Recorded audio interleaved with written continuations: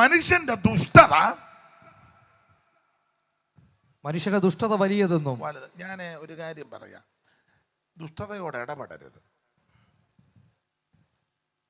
കുഞ്ഞുങ്ങളോട് ദുഷ്ടതയോട് ഇടപെടുന്നവരുണ്ട്. മക്കളെ വേറുകൃത്യത്തോടെ ഇടപെടുന്ന മാതാപിതാക്കളുണ്ട്. ഇപ്പം 3-4 പിള്ളേരുണ്ടെങ്കിൽ ഈ ചില തള്ളമാർ എന്ന് നുണയും കൊതിയും പറയും. മൂത്തവനെടുക്ക ചെന്ന് നിൽക്കാൻ വേണ്ടി പറയും, ഇളയവനെ പൊരിത്ര കൊള്ളുതലാത്ത എൻ്റെ മോനെ. അവിടെ ചെന്ന് 2 ദിവസം കഴിയുമ്പം തനിനിറം ഉടനെ ഒരു കൂടിൻ്റെ കുടുംബി പിടിച്ചോണ്ട് ഉള്ളത് എടുത്തോണ്ട്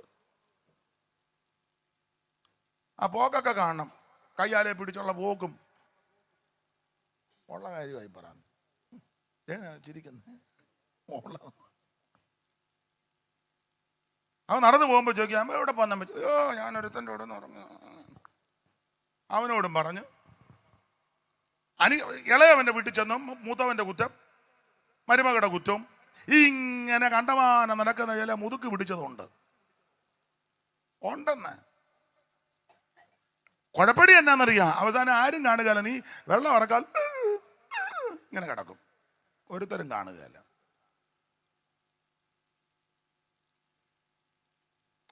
അങ്ങോട്ടും ഇങ്ങോട്ടും വന്നും ഞാൻ ദൈവമക്കളോടും പറയും, ഇവിടുത്തെ കാര്യം അവിടെയും പറയരുത്, അവിടുത്തെ കാര്യം പറയരുത്. പാസ്റ്റർമാരോട് ഞാൻ പറയാറുണ്ട്, മിക്കവരും വളരെ മാന്യമായിട്ടാണ് ഇടപെടുന്നത്. നമ്മൾ പല വീടുകളിൽ ചെല്ലുമ്പോൾ വേറൊരു വീട്ടിലെ കാര്യം ചിലപ്പോൾ പറഞ്ഞത് വരും, അപ്പുറം എന്ന് പറഞ്ഞ് അതാ പെട്ടെന്ന് സ്ഥലം മാറ്റാൻ പറയാന്ന്.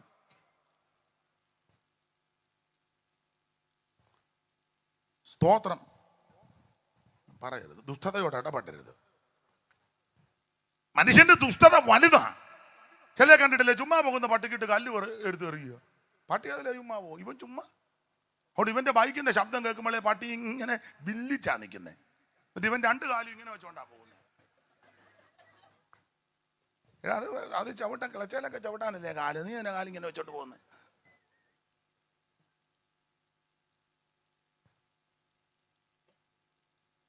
ഒത്തിരി എണ്ണമുണ്ട്. ഞാൻ ഉദാഹരണം ഒന്ന് പറഞ്ഞതേ ഉള്ളു. ആട്ടെ, ഈ മനുഷ്യന്റെ ദുഷ്ടത വലുതായി. ദൈവം നല്ല രീതിയിലായി സൃഷ്ടിച്ചത്, നല്ലവനായിട്ടാണ്. പക്ഷെ 3-ാം അധ്യായം പഠിക്കുമ്പോൾ തോട്ടത്തിൽ പാമ്പ് കയറി ചതിച്ച് വഞ്ചിച്ച് അവൻ അതോടുകൂടി കഷ്ടത, ദാരിദ്ര്യം, മരണം, ഭീതി, വൈരാഗ്യം, എന്തെല്ലാം സംഭവങ്ങളുണ്ടായി. 3-ാം അധ്യായത്തിൽ പാമ്പ് കയറിയത് കൊണ്ടാ 4-ാം അധ്യായത്തിൽ കയീൻ ഹാബേലിനെ കൊന്നത്. ദൈവം തോട്ടത്തിലാക്കിയപ്പോൾ ഒരു പ്രയോഗം പറഞ്ഞു, തോട്ടം കാക്കണം. കാത്തില്ല, അറിയാമല്ലോ നിങ്ങൾക്കെല്ലാം. 3-4 കാര്യം ദൈവം അവരോട് പറഞ്ഞു. ഏതാ? ആദവനോടും ഹവ്വായോടും. എന്തോ പറഞ്ഞു?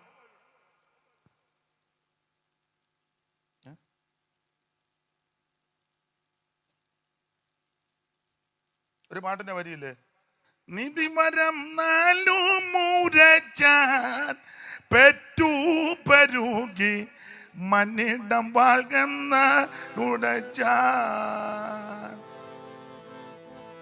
നിധിമരം 4 ഉരച്ചാൻ പെറ്റു പരുകി മന്നിടം വാഴ്ന്നരുൾ ചെയ്ത.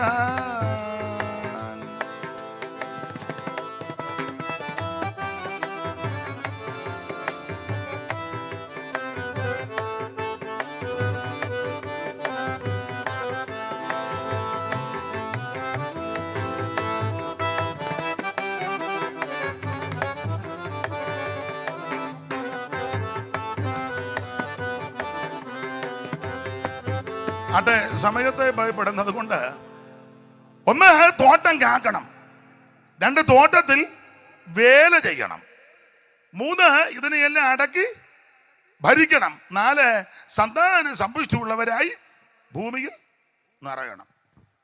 ഇതൊക്കെയാ പ്രധാനമായിട്ട് പറഞ്ഞു. അതിലാദ്യം പറഞ്ഞത് തോട്ടം കാക്കണം. തോട്ടം കാത്തില്ല. തോട്ടം കാക്കാഞ്ഞത് കൊണ്ട് പാമ്പ് തോട്ടത്തിനകത്ത് കേറി. കാരണം തോട്ടം ദൈവത്തിൻ്റെയാ. ഏതൻ തോട്ടം ദൈവത്തിൻ്റെയാ. അപ്പൊ ഈ തോട്ടത്തിലാണ് ഇവരെ ആക്കിയത്. അപ്പൊ ഞാനിങ്ങനെ പറഞ്ഞത്, തോട്ടത്തിലെ അമ്മാമ്മയ്ക്ക് മിസ് കോൾ വിട്ട് പരിചയപ്പെട്ടത് ആരാ? തോട്ടത്തിലെ അച്ചായനാണോ? പിന്നെ അങ്ങനെ പറഞ്ഞിട്ട് കാര്യമില്ല. പാത്താനെന്നും പറഞ്ഞ കുഴപ്പമില്ല, ശരിയാ. എന്നാലും അമ്മാമ്മ തോട്ടത്തിൽ, ആ വീട്ടുപേര് തോട്ടത്തിൽ മേരിക്കുട്ടി, അല്ലെ തോട്ടത്തിൽ തങ്കമ്മ, അങ്ങനെ ഇരുന്നോട്ടെ. ഞാൻ എൻ്റെ ഒരു ശൈലി പറഞ്ഞതേ ഉള്ളൂ. അങ്ങനെല്ലാം കൂടെ ഇളകരുത് കേട്ടോ.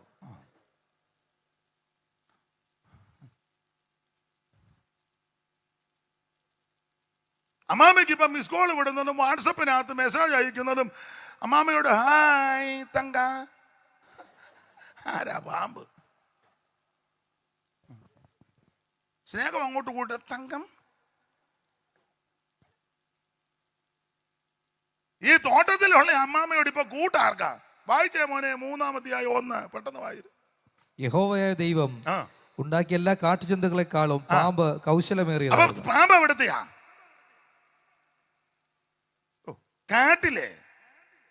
കാട്ടിലെയാണ് പാമ്പ്. അമ്മാമ്മയോ?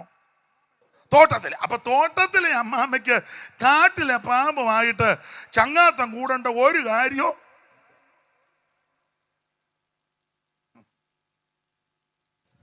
പണ്ട് രക്ഷിക്കപ്പെടുന്നതിന് മുമ്പ് ഞങ്ങളുടെ മിറ്റമൊക്കെ വലിയ മിറ്റമാണ്. അപ്പോൾ ഈ പെണ്ണുങ്ങൾ തിരുവാതിര കളിക്കും. അപ്പോൾ ഞാൻ തിണ്ണയിലിരുന്ന് കാണും. ഒരു കുട്ടിയാശാട്ടിയുണ്ട് അവിടെ, പഠിപ്പിക്കുന്നതാണ്. അപ്പുറത്തെ വീട്ടിലുമൊക്കെ പഠിപ്പിക്കും. അപ്പം ഒരു വരി ഇങ്ങനെ പാടി കേട്ടിട്ടുണ്ട് അവരുടെ രീതിയിൽ. കാട്ടിലെന്തുണ്ട് മൂളുന്നു കണ്ണ, കേട്ടിട്ടം ഭയമുണ്ടെനിക്ക്. ഉറങ്ങി. കാട്ടിലെന്തുണ്ട് മൂളുന്നു കണ്ണ, കേട്ടിട്ടം ഭയമുണ്ടെനിക്ക്. കാട്ടാന കരടി പുലി ചെന്നാൽ കാട്ടുപൊത്തു കരിമ്പുലി കൂട്ട. കയറി ഇളകരുത്, പാട്ട് വേറെയാ കേട്ടോ. യായി കയറും. അയ്യോ ഓങ്ങുന്ന. അതുകൊണ്ട് പാടുന്നില്ല. എങ്ങനെ കയറി പാടിയ അളകും. പിന്നെ അപ്പൊ ശ്രദ്ധിച്ചേ, ഈ അമ്മാമ്മ തോട്ടത്തിലെയാ. എന്തിനാ കാട്ടിലെ പാമ്പുമായിട്ട് ചങ്ങാത്തം? നിന്റെ മൊബൈൽ നോക്കുമ്പോൾ അറിയാം നീ ആരാന്ന്. മിസ് കോള് കാണുമ്പോൾ അറിയാം ആരാന്ന്. നിന്റെ വാട്സാപ്പ് എടുത്ത് പരിശോധിച്ചാൽ അറിയാം നീ ആരാന്ന്. ഇപ്പൊ ഇങ്ങനെ വെള്ളം കൊണ്ട് ഇരിക്കും പോലെ വന്ന് പമ്മി ഇരിക്കുക ഞായറാഴ്ചയൊക്കെ. അല്ല കണ്ട ഉടനെ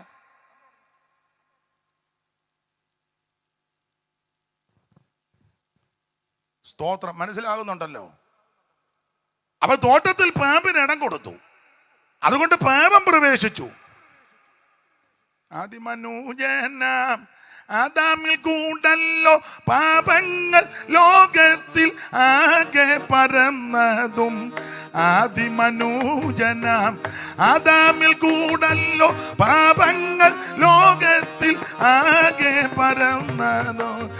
ഏവർക്കും പാപ പരിഹാരത്തിനായി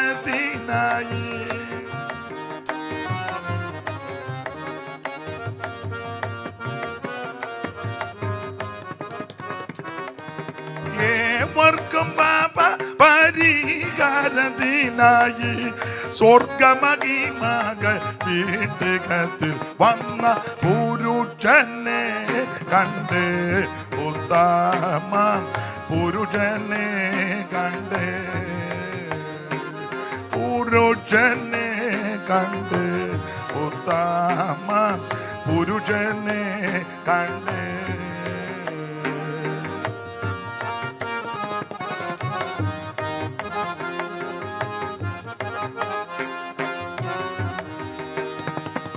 കരമുയർത്തി ദൈവത്തിന് മഹത്വം കൊടുക്കുക.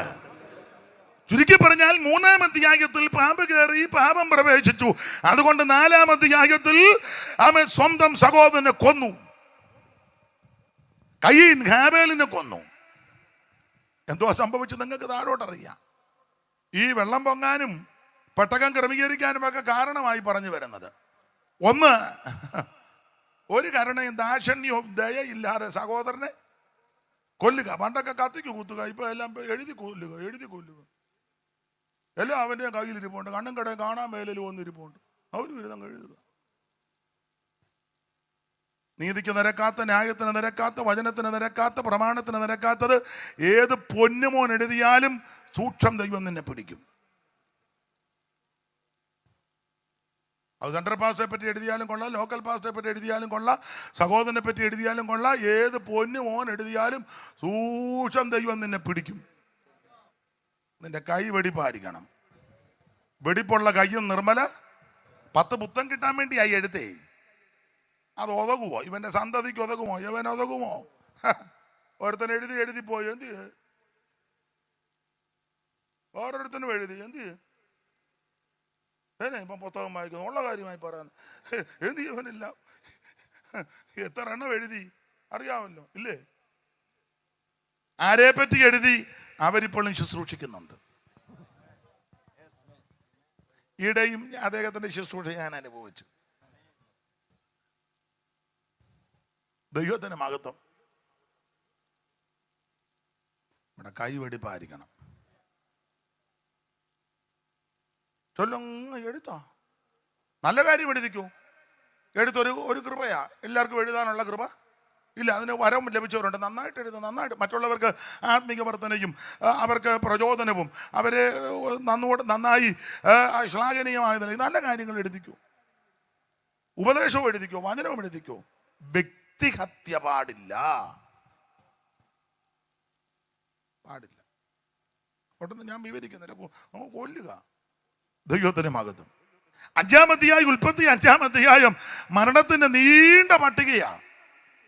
എല്ലാവരും മരിച്ചെന്നാ. ആദാം മരിച്ചു, ശേത്ത് മരിച്ചു, ഏനോശ് മരിച്ചു, കേനാ മരിച്ചു, മഹലേൽ മരിച്ചു, യാരദ് മരിച്ചു, മെഥൂശലഹ് മരിച്ചു, ലാമക്ക് മരിച്ചു, നോഹ മരിച്ചു. എല്ലാം മരിച്ചു മരിച്ചു മരിച്ചു മരിച്ചു. അവിടെ ഒരു പറമ്പുണ്ട്, പിന്നെ അവൻ മരിച്ചു. പിന്നെ അവൻ അങ്ങനല്ലേ മോനെ? 5-ാം അധ്യായത്തിൽ എല്ലാ കണ്ണികയിലും ഇല്ലേ പിന്നെ അവൻ മരിച്ചെന്നാ വായിച്ചു. ഓരോ കണ്ണികയുടെ ഒടുവിൽ പിന്നെ അവൻ മരിച്ചു. അടുത്ത കണ്ണിക പിന്നെ അവൻ മരിച്ചു. അടുത്ത കണ്ണിക പിന്നെ അവൻ മരിച്ചു. പിന്നെ എന്നെ പേടിയാന്ന് വായിക്കും. പിന്നെ അവൻ മരിച്ചു.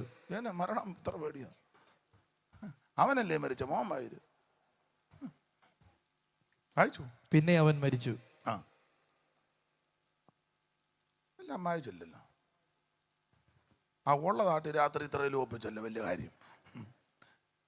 അവിടെ എഴുതിയിരിക്കുന്നത് പിന്നെ അവൻ മരിച്ചു, പിന്നെ അവൻ മരിച്ചു. അതിന് മുമ്പിലൊരു വാക്യമുണ്ട്, ഇത്ര കൊല്ലം ജീവിച്ചിരുന്ന് പിള്ളേരെ ജനിപ്പിച്ചു, പിന്നെ അവൻ മരിച്ചു. അങ്ങനല്ലേ? അങ്ങനെ ചേർത്തൊന്ന് വായിച്ചു.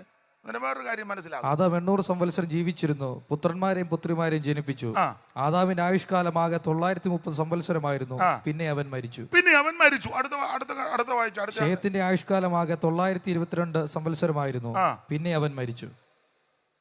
ഏനോശിന്റെ ആയുഷ്കാലമാകെ 905 സംവത്സരമായിരുന്നു. പിന്നെ അവൻ മരിച്ചു. അല്ലെന്ന് അതിന്റെ മേളിൽ അവൻ പിള്ളേരെ ജനിപ്പിച്ചെന്നും കൂടെ ഒരു പദമുണ്ട്, അതുകൂടെ ചേർത്ത് വായിക്കണം.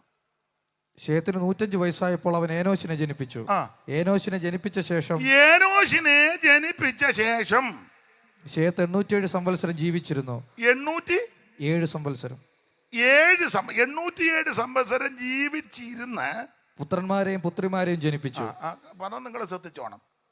പുത്രന്മാരെയും പുത്രിമാരെയും ജനിപ്പിച്ചു. ഇനി ശേത്തിന്റെ ആയുഷ്കാലമാകെ 912 സംവത്സരമായിരുന്നു. പിന്നെ അവൻ മരിച്ചു. അടുത്ത കണ്ണിക വായിച്ചേ. ഏനോശിന് 90 വയസ്സായപ്പോൾ അവൻ കേനാനെ ജനിപ്പിച്ചു. ഏനോശിനെ 90 വയസ്സുള്ളപ്പോൾ കേനാനെ ജനിപ്പിച്ചു. കേനാനെ ജനിപ്പിച്ച ശേഷം ഏനോശ് 815 സംവത്സരം 815 സംവത്സരം ജീവിച്ചിരുന്ന് പുത്രന്മാരെയും പുത്രിമാരെയും ജനിപ്പിച്ചു. അപ്പൊ രണ്ട് കാര്യം അവിടെ കൊടുത്തിരിക്കുന്നത്. പിന്നെ അവൻ മരിച്ചു എന്നെല്ലാരെയും പറ്റി. 2, ഇന്നയാളിനെ ജനിപ്പിച്ച ശേഷം ഇത്ര കൊല്ലവും കൂടെ ജീവിച്ചിരുന്ന് പിന്നെ പുത്രന്മാരെയും ജനിപ്പിച്ചു. അങ്ങനെ. പക്ഷേ ഹാനോക്കിന്റെ വിഷയം വന്നപ്പോൾ അങ്ങനല്ല എഴുതിയിരിക്കുന്നത്.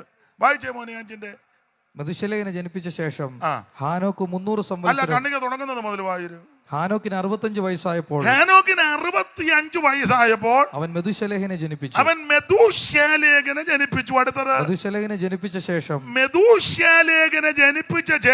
ഹാനോക്ക് 300 സംവത്സരം ദൈവത്തോടു കൂടെ നടക്കുകയും. എന്താ മനസ്സിലായി? മറ്റുള്ളവരെ പറ്റി എല്ലാം എഴുതിയിരിക്കുന്നത് ഇന്നയാളെ ജനിപ്പിച്ച ശേഷം ഇത്ര കൊല്ലം ജീവിച്ചിരുന്ന് പിന്നെ മക്കളെ ജനിപ്പിച്ചെന്നാ.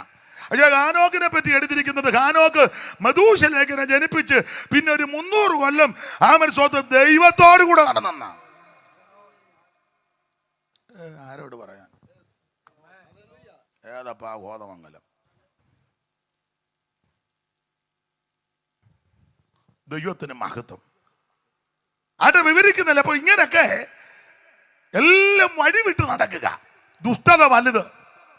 മാത്രമാണോ ലൂക്കോസിന്റെ സുവിശേഷവും മത്തായി സുവിശേഷമൊക്കെ വായിക്കുമ്പോൾ നോഹയുടെ കാലത്തെ പറ്റി പറയാ, വിറ്റും നട്ടും തിന്നും കുടിച്ചും. ഇപ്പോഴത്തെ കാലം അതല്ല, എല്ലാം റിയൽ എസ്റ്റേറ്റ് അല്ലേ.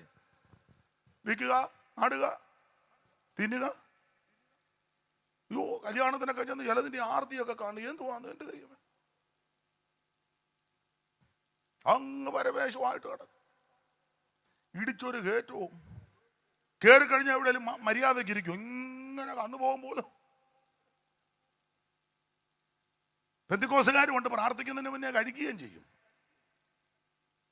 ഞാൻ ഉപദേശിമാരോട് പറയും, വിവാഹ ശുശ്രൂഷ കഴിയുമ്പോൾ ഉടനെ അങ്ങ് പ്രാർത്ഥിച്ചേക്കണം, ഇല്ലേ ഇതുങ്ങളെല്ലാം കഴിക്കുമ്പോൾ എല്ലാം ദീനവും തണ്ണോ ആട്ടെ. വിറ്റും നട്ടും തിന്നും കുടിച്ചും. ഭക്ഷണത്തിനല്ലയോ കൂടുതൽ ഇപ്പം പ്രാധാന്യം കൊടുക്കുന്നേ, ഇല്ലയോ? അത് ഭക്ഷണം വേണ്ടെന്നല്ല, പക്ഷെ അമിത നിങ്ങൾ പെന്തിക്കോസുകാരുടെയൊക്കെ കല്യാണത്തിന് ചെന്ന് എന്തോ ദൂർത്തടിയാണെന്നറിയാമോ? ആർഭാടം. അതെ, ഞാൻ ദൈവമക്കളോടൊരു കാര്യം പറയാം. വിളിക്കുന്നവർക്ക് യോഗ്യമായിട്ട് ഭക്ഷണം കൊടുക്കണത് ഒരു നാട്ടു നടപ്പ്, ഒരു കീഴ്വഴക്കമാ. ഒരു ചോറ് കളയരുത്, ദൈവം നിന്നെയെല്ലാം ന്യായം വിധിക്കും. ഞങ്ങളുടെ അവിടെ തിരുവല്ലയിൽ ഒരു ചെറിയ കൂട്ടായ്മയാണ്. 10-100 പേര് ചിലപ്പോൾ കാണും. ഒത്തിരി പേര് വന്നതാ, നീക്കുകയല്ല. എന്നാന്ന് കാര്യം പിടികിട്ടി കാണുമല്ലോ. അതാ ഒത്തിരി വന്നതെല്ലാം കൂടെ നോക്കുമായിരുന്നു. ഇപ്പോൾ ഒരു 1000-600 പേര് കണ്ടതിന് വന്നിവനിങ്ങനെ വയ്യ കുറുകനെ പോലൊക്കെ പമ്മി നോക്കും. പിന്നെ കുറച്ച് കഴിയുമ്പോൾ അവന് മനസ്സിലാക്കി ഈ ചേമ്പ് ഈ കലത്തിനകത്ത്. എന്നിട്ട് അവൻ കലവും ചേമ്പുമായിട്ട് അങ്ങ്. ഞാനും കൂടെ പറയും, ഇരുന്ന് മെനക്കെടരുത്, പെട്ടെന്ന് പൊക്കോളാൻ പറയും. ഇവിടുത്തെ രീതി നിന്നെ പ്രതി ഇവിടുത്തെ ഈ സിസ്റ്റത്തിനൊന്നും മാറ്റം വരുത്തുകയല്ല. നീ ഇതിനോട് യോജിക്കുകയല്ലാതെ ഇത് നിന്നോട് യോജിക്കുകയല്ല. അപ്പം അതുകൊണ്ട് അങ്ങനെയുള്ള രീതികളാണ്. പക്ഷേ ദൈവത്തിൻ്റെ മഹാകൃപ കൊണ്ട് കൂട്ടായ്മ ആരംഭിച്ച് അന്ന് മുതൽ അതാ എനിക്ക് സന്തോഷം. ഇദ്ദേഹത്തോട് എല്ലാ ഞായറാഴ്ചയും വരുന്നവർക്കെല്ലാം ഭക്ഷണമുണ്ട്, അത് ദൈവം ചെയ്യുന്നതാണ്. പക്ഷെ ഞാൻ കർക്കശമായിട്ട് പറയും, ഒരു ചോറ് കളയാനൊക്കത്തില്ല, കൂട്ടാനും കളയാനൊക്കത്തില്ല. ചിലർക്ക് അങ്ങ് ആർത്തിയാ, മേടിക്കുമ്പോൾ എല്ലാം ഇഞ്ഞ് ഉടഞ്ഞുവിടാൻ കണ്ണിട്ടേക്ക് തരികാതെ എല്ലാം മേടിച്ച് ഉമ്മ ഇല്ല പാന്തി തിന്നും പോലിരുന്ന് കഷ്ടമെന്നോ ഉള്ള കാര്യമായി പറയുന്നത്. ഇനി ഇത് കൂടുതൽ എന്നാ പറയുന്നത്? ആര് ഭക്ഷണം തന്നാലും നന്നായിട്ട് അധ്വാനിച്ചതിൻ്റെ ഫലമായത്. അത് അമേരിക്കക്കാർ തന്നാലും പേർഷ്യക്കാർ തന്നാലും നാട്ടിലുള്ളവർ തന്നാലും നമ്മുടെ ദൈവമക്കൾ വളരെ കഷ്ടപ്പെട്ട് അധ്വാനിച്ചതിൻ്റെ ഒരു വിഹിതമായി കിട്ടുന്നത്. അല്ല എന്നെ രാത്രി തന്നെ കള്ളനോട്ടടിയുണ്ടോ? പിന്നെ റോഡ് പണിക്ക് പോകുന്നവരുണ്ട്, തോട്ടം തൊഴിലാളികളുണ്ട്, വണ്ടിപ്പണിക്ക് പോകുന്നവരുണ്ട്, മാത്രമല്ല അടുക്കള പണിക്ക് പോകുന്നവരുണ്ട്, മുനിസിപ്പാലിറ്റി ജോലിയുള്ളവരുണ്ട്, ഗവൺമെൻറ് സർവീസിൽ വീണ്ടും വേറെ ജോലികളുള്ള എല്ലാവരും. ഏത് ജോലിക്കും അതിൻ്റെ മാന്യതയുണ്ട്. അപ്പോൾ ദൈവത്തെ ഭയപ്പെട്ട് വചനത്തെ ഭയപ്പെട്ട് ദൈവകുഞ്ഞുങ്ങളെ ആദരിച്ച നമുക്ക് 10 രൂപ തരുന്നേ. അപ്പോൾ അതുകൊണ്ടായി ഭക്ഷണം ഉണ്ടാക്കുന്നത്. ഒരു ചോറ് കളയരുത്. ഞാൻ ഞങ്ങളുടെ സഭയെ കർക്കശമായി പറയും. മാത്രമല്ല നിങ്ങൾ ഞാൻ ഈ എല്ലാവരും കഴിക്കുമ്പോൾ ഞാൻ ഇങ്ങനെ ഇടയിൽ കൂടെ ഒക്കെ നടക്കും. അല്ല യോഗം കഴിഞ്ഞ ഉടനെ എൻ്റെ ഞാൻ കഴിച്ചു ഞാൻ പോവുക, ശുശ്രൂഷയുണ്ടെന്നും പറഞ്ഞു. അങ്ങനെയുള്ള ആൾക്കാരും ഉണ്ട്. വിശ്വാസി കഴിച്ചോ എടുത്തോ ഒന്നും അവർക്ക് വിഷയമല്ല, അവരുടെ പങ്കുമായിട്ട്. ഞാൻ അതിൻ്റെ ഇടയിൽ കൂടെ എല്ലാം ഇങ്ങനെ നടക്കും. അത് തീർന്നില്ല. അതേപോലെ സജ്ജാനൊക്കെ അവിടെ വന്നിട്ടുള്ളത് എന്നിട്ടേ ഈ വേസ്റ്റ് കളയുന്നിടത്ത് ഞാൻ പോയി നിൽക്കും. അവിടെ ഞാൻ ഇങ്ങനെ നിൽക്കും. ലാസ്റ്റേ കഴിക്കുള്ളൂ. അവിടെ നിൽക്കും. കൊണ്ടുവന്ന് കളയാന്ന് എനിക്കൊന്ന് കാണണം, ഇതന്നെ കളയുന്നെന്ന്. അപ്പം ചിലർ ഇറങ്ങി വരുമ്പോൾ എന്നെ കണ്ടോണ്ട് അവിടെ നിന്നുകൊണ്ട് ബാക്കിയും കൂടെ വേസ്റ്റ് അല്ല, ഈ സാമ്പാറിനകത്തുള്ള കഷണമൊക്കെ ചിലക്ക് ഇറങ്ങുകയില്ല. നല്ല വെള്ളരിക്കയൊക്കെ നല്ലതല്ലേ, അവന് ചിക്കൻ മാത്രമേ ഇറങ്ങുകയുള്ളൂ. വേണ്ടെങ്കിൽ വിളമ്പുന്ന സമയത്ത് പറയണേ എനിക്കിത് വേണ്ട, പ്ലേറ്റിൽ മേടിച്ചേച്ച് അവിടെ കൊണ്ട് കളയാനൊക്കത്തില്ല. മനസ്സിലായോ? കളഞ്ഞാൽ ഞാൻ സമ്മതിക്കുകയില്ല, അവിടെ നിർത്തി തീറ്റിക്കും. അങ്ങനെ ചെയ്തിട്ടുണ്ട്. ഒരു ചോറ് കളയരുത്. ഇവിടെ ഇരിക്കുന്ന പിതാക്കന്മാരോടും മാനാക്കളോടും ചോദിച്ചാൽ, പണ്ട് കാലത്ത് കുഞ്ഞുനാളിൽ ഒരു പിടി പറ്റിന് കൊതിച്ചിട്ടില്ലേ? ഇല്ലേ? ഉണ്ട്. അമ്മ ആ കലത്തിനകത്ത് കഞ്ഞി അവസാനം കോരി കോരി കോരി ഒന്നുമില്ല. ആ ചിരട്ടത്തവികൾ കോരിയപ്പോളേ 3-4 പാറ്റ്.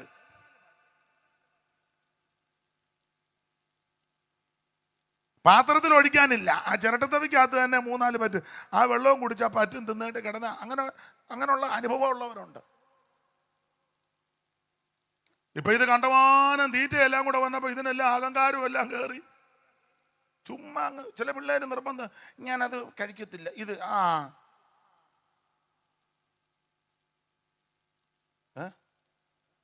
ഇറങ്ങുകയല്ല, ഇവൻ ഇറങ്ങുകയല്ല, കൊടുക്കരുത്, അവൻ തുള്ളിക്കൊണ്ട് വന്ന് തിന്നും. ഒത്തിരി ഉള്ളത് കൊണ്ടാണ് ഈ കുന്തളിപ്പ്, ഒത്തിരി ഉള്ളത് കൊണ്ടാണ്. ഞാൻ ഞങ്ങളുടെ അവിടെ നിങ്ങളൊന്ന് വന്ന് നോക്ക്, എല്ലാം പറയും, ഒരു ചോറ് കളയാൻ അനുവദിക്കുകയല്ല, കൂട്ടാനും കളയാൻ. നിനക്ക് ആവശ്യമുള്ളത് മേടിച്ച് വയറ് നിറച്ച് കഴിച്ചോണം, കളയരുത്. നിങ്ങൾ ചില കല്യാണത്തിനൊക്കെ ചെന്ന് വലിയ മനോദുഃഖമായി, എനിക്ക് മനോദുഃഖം ഉണ്ടായിട്ടുണ്ട്. എന്ത് വേണ്ട ഭക്ഷണമാണ്. ദൈവം ഇവനെയെല്ലാം ന്യായം വിധിക്കുമെന്നുള്ളതിന് ഒരു തർക്കവും. കാറ്ററിംഗുകാരനെ ന്യായം വിധിക്കും, ഈ വിളിച്ചവനെ ന്യായം വിധിക്കും. ഒരു തർക്കവുമില്ല കാര്യത്തിന്. ഒരു തരിച്ചോറ് കളയരുത്. ചിലക്ക് അങ്ങ് ആർത്തി എല്ലാം മേടിച്ച് അങ്ങ് കൂട്ടുക. സാമ്പാർ, തോരൻ, ഇതെന്നാ അച്ചാറ്, എല്ലാം മേടിച്ച ചുമ്മാ ഒരു മൂലയ്ക്ക് പോയി പാമ്പ് ഇരുന്നത് അങ്ങ്. ആവശ്യത്തിന് കഴിക്കണം. ഒരു ചോറ് കളയരുത്, ഒരു ആഹാര സാധനം കളയരുത്. കളഞ്ഞാൽ ദൈവം നിന്നെ ന്യായം മതിക്കും. അവസാനം ഒരു ഉദാഹരണം അങ്ങ് പറയാം. അവസാനം മെഡിക്കൽ കോളേജ് കിടക്ക് ഇങ്ങനെ ആമ്പലിന്റെ വള്ളി പോലെ. അന്നേരം നീ ചിന്തിക്കും 2 ചോറ് കിട്ടിയ. അന്നേരം ഡോക്ടർ പറയും, ഒരു കാരണവശാലും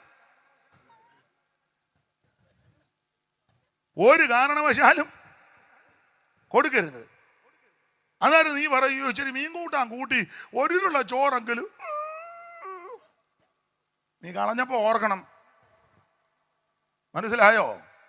എന്നൊക്കെ വിലയുള്ളതാ. ഞാൻ ഇങ്ങനെ പ്രസംഗിച്ച ഒത്തിരി അങ്ങ് പ്രസംഗിക്കും, നിലമ്പൂര് പോക്ക് നടക്കുകയല്ല. അതുകൊണ്ട് നിർത്തുക.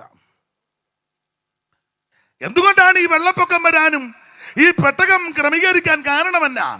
300 മുഴം നീളവും 50 മുഴം വീതിയും 30 മുഴം ഉയരമുള്ളൊരു പെട്ടകം ഗോപേർമരം കൊണ്ട് ഏതാണ്ട് 171 മീറ്റർ നീളവും 21 മീറ്റർ വീതിയും ഏതാണ്ട് 14 മീറ്റർ ഉയരമുള്ള ഏകമാം വാതിലുള്ള 3 തട്ടുകളുള്ള പല കോഷ്ടങ്ങൾ കിളിവാതിലുള്ള ഒരു പെട്ടകം. അത് സർജരസ ശാന്ത് കൊണ്ട് അകവും പുറവും കീലുമൊക്കെ തേച്ച് വേണം ഈ പെട്ടകം പണിയാൻ. എന്തിനാണെന്നറിയാമോ? ന്യായവതിയുടെ വെള്ളം വരാൻ പോവുക, ജലപ്രളയം വരാൻ പോകുക. എന്താ ഈ ന്യായവതി വരാൻ കാരണം മറ്റൊന്നുമല്ല. 1, മനുഷ്യന്റെ ദുഷ്ടത വല്ലാതെ പെരുകി. 2, ആരാധനയും കൂട്ടായ്മയും അല്ല വിഷയം. വിറ്റും നട്ടും തിന്നും കുടിച്ചും പിന്നെ വിവാഹത്തിന് കൊടുത്തു എടുത്തു, ഇതൊക്കെയാ പരിപാടി. ദൈവത്തിന് മഹത്വം എല്ലാം വിവരിക്കുന്നില്ല. അപ്പൊ തന്നെ ആരാധനയ്ക്ക് ഒരു കുറവില്ല കേട്ടോ. വർഷിപ്പാന്നേ ഭയങ്കര വർഷിപ്പാ. പ്രമേണം വിട്ടാന്നേലും വർഷിപ്പ് എല്ലായിടത്തും അങ്ങ് വർഷിപ്പാ. Price and worship. വായിച്ച 4-ാം അധ്യായത്തിന്റെ ഒടുവിലത്തെ ഖണ്ഡിക വായിച്ച 5-ാം അധ്യായത്തിന്റെ നേരെ മേളിൽ 4-ന്റെ ഒടുവിൽ ചെറിയ ഖണ്ഡിക ഉണ്ടല്ലോ. ആദാം തന്റെ ഭാര്യയുമായിട്ട് ജീവിതം ആരംഭിച്ചു. ഒരു ചെറുക്കനുണ്ടായി, അവന്റെ പേരാണ് ശേത്ത്. അടുത്ത വാക്യമായിരുന്നു, ശേത്തിന് ഒരു മകൻ ജനിച്ചു. അവന് ഏനോശ് എന്ന് പേരിട്ടു. അടുത്തത്, അക്കാലത്ത് യഹോവയുടെ നാമത്തിലുള്ള ആരാധന തുടങ്ങി. ഒടുങ്ങിയെന്നല്ലോ, തുടങ്ങിയെന്ന്. ആരാധന തുടങ്ങി. ചൊല്ലി പറയത്തില്ല, ആരാധന ഞങ്ങൾ സ്റ്റാർട്ട് ചെയ്തെന്ന്. ഇഞ്ചനാ എവിടെ? ഇപ്പൊ എല്ലായിടത്തും അങ്ങ് ആരാധന സ്റ്റാർട്ട് ചെയ്യാം. ഞാൻ എതിരല്ല, ആയിക്കോട്ടെ, സ്റ്റാർട്ട് ചെയ്തോ. ഈ എല്ലാവരും ആരാധിക്കുക, എല്ലായിടത്തും ആരാധിക്കുക. പക്ഷെ ഒരെണ്ണം പ്രമാണത്തിൽ നിൽക്കുന്നില്ല. എന്ന് നോക്കിയാ ഇഷ്ടം പോലുണ്ട്. ആ കാലത്ത് ജീവിച്ചിരുന്നതിൽ ഒരുത്തനാണ് ലാമേക്ക്. അവൻ അന്ന് 2 ഭാര്യ, ആദയും സില്ലയും. അവനും പ്രൈസ് ആൻഡ് വർഷിപ്പിന്റെ ആളാ. അവൻ 2 ഭാര്യയായിട്ട് അവന് ജീസസ്, അവന് 2 ആദയും സില്ലയും. അവനാണ് വർഷിപ്പ് ലീഡ് ചെയ്യുന്നത്. അപ്പൊ അവൻ്റെ വിളിച്ചു, അച്ഛാ ഇവിടെ ഇച്ചിരി കഴിഞ്ഞ് വിളിക്കാം, എന്തുകൊണ്ട് വിശേഷം? വർഷിപ്പ് അവൻ ലീഡറാണ്. 2 ഭാര്യ, ഇവന് പിള്ളേരുണ്ട്. അവരും വലിയ മെച്ചമുള്ള പിള്ളേരാ. വായിച്ചേ മോനെ, 5-ാം അധ്യായത്തിന്റെ 19 മുതൽ വായിച്ചേ.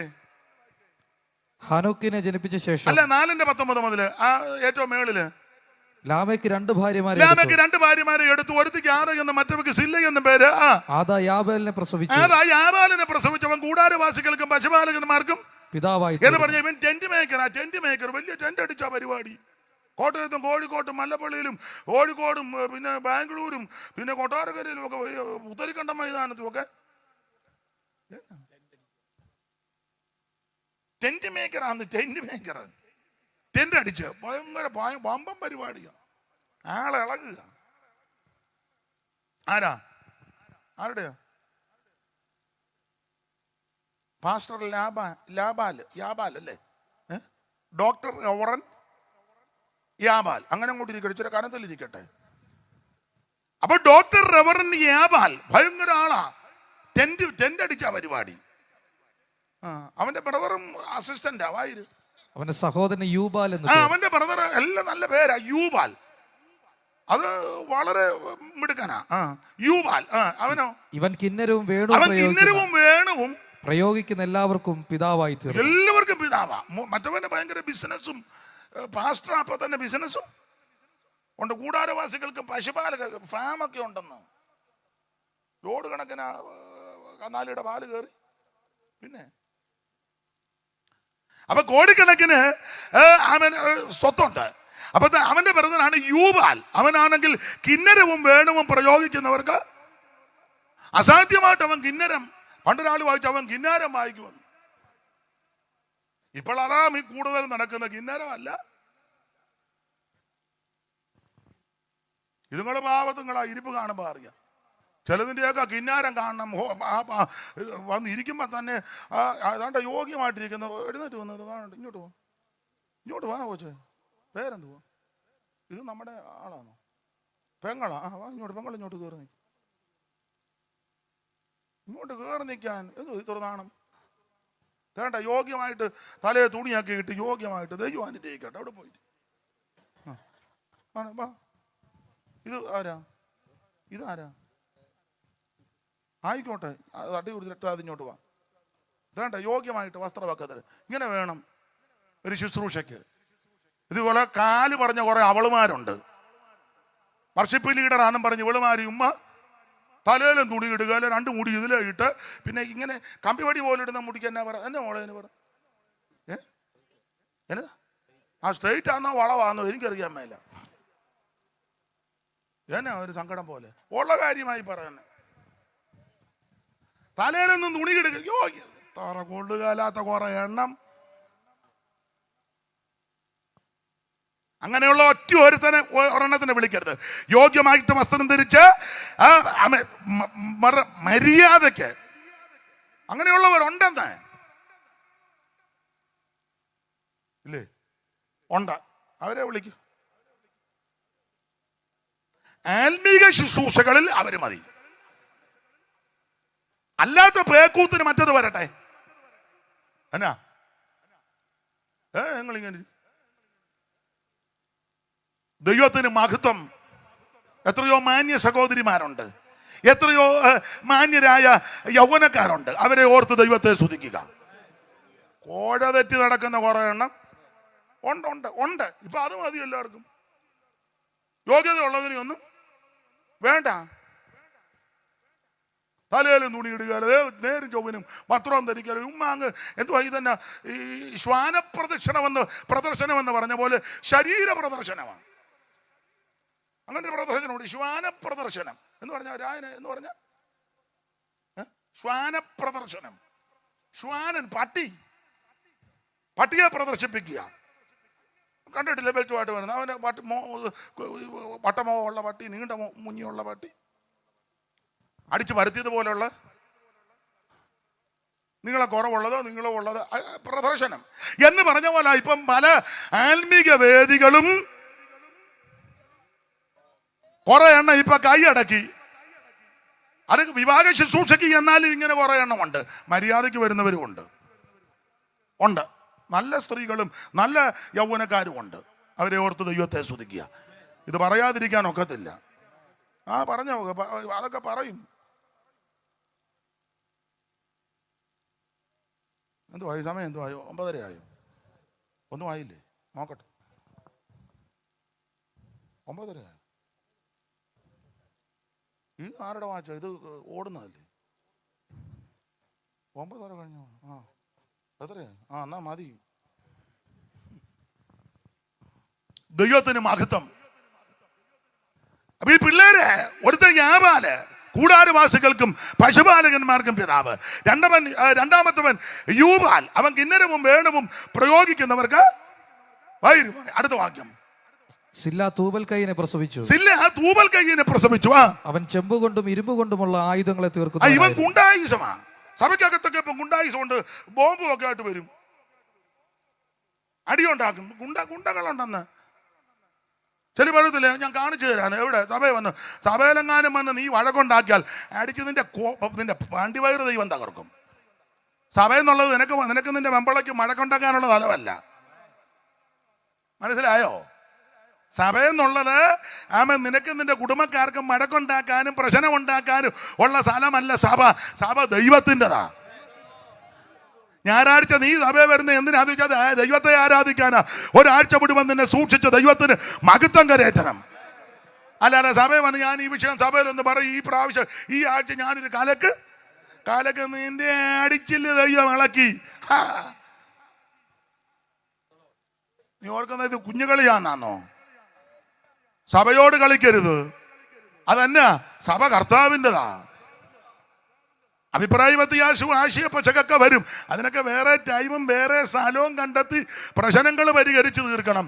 അല്ലാതെ ഞായറാഴ്ച സഭായം നടക്കുമ്പോൾ നീയും നിന്റെ വെമ്പളും നിന്റെ പീത്ത കൊച്ചുങ്ങളും കൂടെ വന്ന് ഇത് കലക്കുമെന്നും പറഞ്ഞ് വന്ന ഒരെണ്ണം നാടൻ ഭാഷ പറഞ്ഞ ഒരു നടക്ക് പോകുകയല്ല. സഭ ദൈവത്തിൻ്റെതാ. ദൈവം നിന്നെ നടത്തിയ വിധമോർത്ത് ദൈവത്തിന് സ്തോത്രം ചെയ്യണം, ദൈവത്തെ മഹത്വപ്പെടുത്തണം, ദൈവത്തെ ആരാധിക്കണം. ഇതങ്ങ് ഗുണ്ടായുസമാ. അതാ ചെമ്പ് കൊണ്ട് ഇരുമ്പ് കൊണ്ടും എല്ലാം ആയുധങ്ങളെ തീർക്കുന്നവനായി. അതാ അത്രയൊക്കെ ഇരിക്കും. മാത്രമാണോ ബോധിച്ച പോലെ നടക്കുക. 6-ാം അധ്യായത്തിന് ഒന്ന് വായിച്ച മോനെ വേഗത്തിൽ നിർത്താം. 10-ആകുമ്പോൾ പ്രസംഗം നിർത്തും. മനുഷ്യൻ ഭൂമിയിൽ പെരുകി തുടങ്ങി. 10-ന് നിർത്തും. മനുഷ്യൻ ഭൂമിയിൽ പെരുകി തുടങ്ങി. അവർക്ക് പുത്രിമാർ ജനിച്ചപ്പോൾ ദൈവത്തിന്റെ പുത്രന്മാർ മനുഷ്യരുടെ പുത്രിമാരെ സൗന്ദര്യമുള്ളവരെന്ന് കണ്ടിട്ട് തങ്ങൾക്ക് ബോധിച്ചെന്നാ, ദൈവത്തിന് ബോധിച്ചതല്ല. എങ്ങനെ തങ്ങൾക്ക് ഇപ്പൊ അങ്ങനെ അല്ലയോ? സഭയ്ക്കകത്ത് വല്ല എല്ലാം നമുക്ക് ബോധിച്ച പോലെ. എടാ, നിനക്കും നിന്റെ കുടുംബത്തിനും അല്ല, എനിക്കും എന്റെ കുടുംബത്തിനും ബോധിച്ച പോലല്ല. പിന്നെ എങ്ങനെ സഭയ്ക്കകത്ത് നടക്കേണ്ടത്? ഇതിനകത്ത് എന്തോ എഴുതി അതുപോലെ നടക്കണ്ടേ. ഈ ന്യായാധിപന്മാരുടെ പുസ്തകത്തിലൊരു വാക്യമുണ്ട്. 7-ാം അധ്യായത്തിന്റെ 6-ാം വാക്യം വായിച്ചേ മോനെ. ന്യായാധിപന്മാരുടെ പുസ്തകം 7-ാം അധ്യായത്തിന്റെ 6-ാം വാക്യം. കൈ വായ്ക്ക് വെച്ച് നക്കി കുടിച്ചവരാകെ 300 പേരായിരുന്നു. 17-ന്റെ 6 വായിച്ചേ. ന്യായാധിപന്മാരുടെ പുസ്തകം 17-ാം അധ്യായത്തിന്റെ 6-ാം വാക്യം ഒന്ന് വായിച്ചേ. അക്കാലത്ത് ഇസ്രായേലിൽ രാജാവില്ലായിരുന്നു. അക്കാലത്ത് ഇസ്രായേലിൽ ശ്രദ്ധിച്ച് വായിക്കണേ. അല്ലെ, ശ്രദ്ധിച്ച് വായിക്കുകയും ചെയ്യണം, ശ്രദ്ധിച്ച് കേൾക്കുകയും ചെയ്യണം. ഒന്നുകൂടെ വായിച്ചു. അക്കാലത്ത് ഇസ്രായേലിൽ രാജാവില്ലായിരുന്നു. ഓരോരുത്തൻ ബോധിച്ചതുപോലെ. പദം കണ്ടോ? ഓരോരുത്തൻ ബോധിച്ചതുപോലെ. ഒരു വാക്യം കൂടെ വായിക്കണം, ഇത് മറക്കരുത്. ഓരോരുത്തൻ ബോധിച്ചതുപോലെ നടന്നു. ഇനി മോനെ 21-ാം അധ്യായത്തിന്റെ 25 വായിച്ചേ. അക്കാലത്ത് ഇസ്രായേലിൽ രാജാവില്ലായിരുന്നു. ഓരോരുത്തൻ തനിക്ക് ബോധിച്ച പോലെ. വ്യത്യാസം കണ്ടോ? 17-ാം അധ്യായത്തിൽ ഓരോരുത്തൻ ബോധിച്ച പോലെ. സഭയ്ക്കകത്തൊക്കെ ഇപ്പൊ ബോധിച്ച പോലല്ലേ വരികയും പോവുകയും ചെയ്യുന്നേ. അവന് ഇഷ്ടമുള്ളപ്പം വരിക, ഇഷ്ടമുള്ളതുപോലെ ഇരിക്കുക, ഇഷ്ടമുണ്ടെ കൈ അടിക്കുക, ഇഷ്ടമുണ്ടെ അലിയ പറയുക, ഇഷ്ടമുണ്ടെ പാട്ട് പാടുക, ഇഷ്ടമുണ്ടെ സ്വോത്ര കാഴ്ച കൊടുക്കുക, ഇഷ്ടമുണ്ടെ കർത്തമേച്ച് എടുക്കുക, ഇഷ്ടമുണ്ടെങ്കിൽ ഇരിക്കുക, അല്ലെങ്കിൽ സ്വോത്ര കാഴ്ച എഴുന്നേറ്റ്. എന്നാ ഞാൻ പറയുന്നത്? നിങ്ങൾക്ക് ആർക്കും ഇഷ്ടമല്ലെന്ന് തോന്നുന്നു. ഉള്ള കാര്യമായി പറയുന്നു, സത്യമല്ലേ പറയുന്നത്? ഭാഷമാര് മിണ്ടുകയില്ല, അതുങ്ങളും പേടിച്ച് ആകെ 3 കുടുംബമാ. ശ്വാസം പെടാത്തൊരു തള്ളയും തോത്രം പെടാത്തൊരു അച്ഛൻ. അതുകൂടെ പണങ്ങി പോയ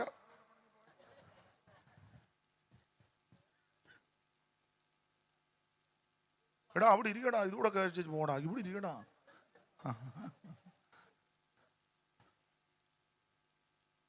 17-ാം അധ്യായത്തിന്റെ 6 ഓരോരുത്തൻ ബോധിച്ചതുപോലെ നടന്നു.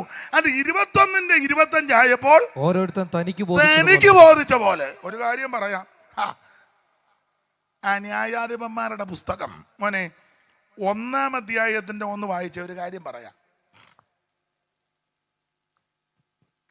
യോശുവയുടെ മരണശേഷം ഇസ്രായേൽ മക്കൾ ഞങ്ങളിൽ ആരാകുന്നു കനാന്യരോട് യുദ്ധം ചെയ്യുവാൻ ആദ്യം പുറപ്പെടേണ്ടത് എന്ന് യഹോവയോട് ചോദിച്ചു. അപ്പൊ തുടക്കം ദൈവത്തോട് ചോദിച്ച തുടക്കം. അമ്മ ദൈവം പറഞ്ഞു യഹൂദ മുന്നേ പോട്ടെ. എന്നാ അങ്ങനെ ആട്ടെ. യഹൂദ മുൻപിൽ പുറപ്പെട്ടു. അപ്പൊ കനാന്യരോട് പടയെടുക്കാൻ പോവുക. അങ്ങനെ പടയെടുത്ത് കനാനെ കീഴടക്കുക.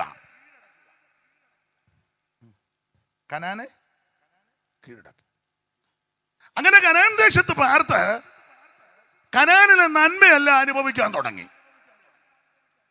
കനാനിന് ഒത്തിരി നന്മയുണ്ട്. വിശേഷിച്ച് പാലും തേനും ഒഴുകുന്ന മോനെ 3-7 പുറപ്പാട് 3-7. എനിക്കൊന്നും നിർത്താൻ തോന്നുന്നില്ല കേട്ടോ. മോനെ 3-7. യഹോവ അരുളിച്ചെയ്യുന്നത്, മിസ്രയീമിലുള്ള എന്റെ ജനത്തിന്റെ കഷ്ടത ഞാൻ കണ്ടു. ഊഴിയ വിചാരകന്മാർ നിമിത്തമുള്ള അവരുടെ നിലവിളിയും കേട്ടു. ഞാൻ അവിടെ സങ്കടങ്ങൾ അറിയുന്നു. അവരെ മിസ്രയീമിന്റെ കയ്യിൽ നിന്ന് വിടുവിപ്പാനും ആ ദേശത്ത് നിന്ന് നല്ലതും വിശാലവുമായ ദേശത്തേക്ക് എടുത്തു പറയാ. അടുത്തത് പാലും തേനും ഒഴുകുന്ന ദേശത്തേക്ക് കനാനിയർ, ഹിത്യർ, പാലും തേനും ഒഴുകും നാട്, മാലിന്യ ഇല്ലാതെല്ലും ഭാഗ്യനാട്. പാലും തേനും ഒഴുകും നാട്, മാലിന്യ ഇല്ലാതെല്ലും ഭാഗ്യനാട്. മായലോകം വിട്ട മരു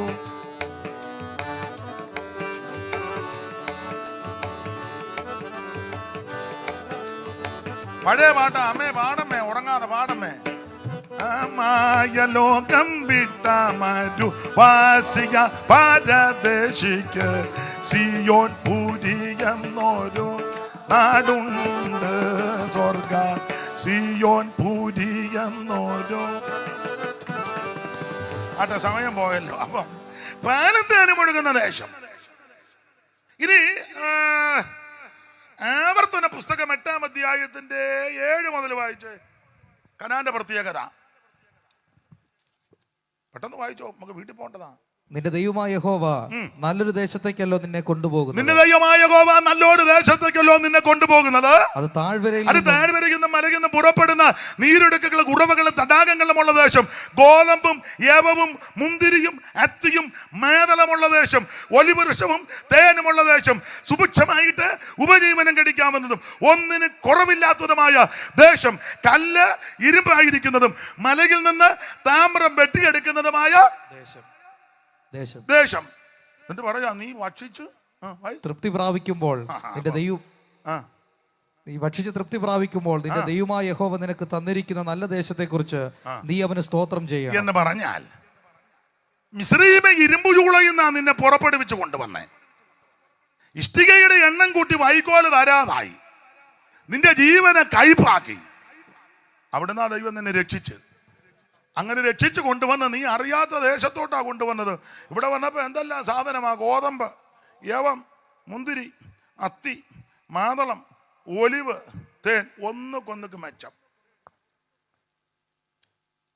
പിന്നെ ഇവര് പണിയാത്ത വീട്, ഇവര് കുടിക്കാത്ത കിണറ.